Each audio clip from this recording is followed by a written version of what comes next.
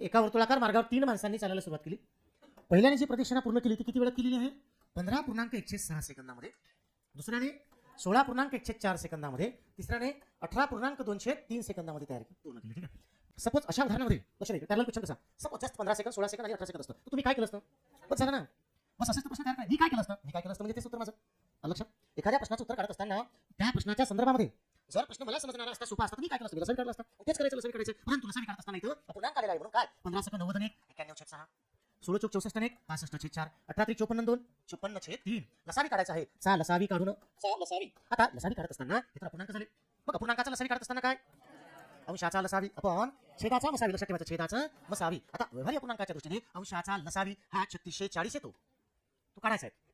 छेदाचा मसावी बरोबर किती येतो? अंशाचा लसावी झाला 3640. बरोबर. आता आपल्याला माहिती आहे की 3600 सेकंदाचा 1 तास होतो. बरोबर आहे. 1 तास उरले किती? 40 सेकंद. याचा अर्थ या ठिकाणी उत्तर काय तुमचं 1 तास 40 सेकंद म्हणजे चौथ्या क्रमांकाचं उत्तर आहे.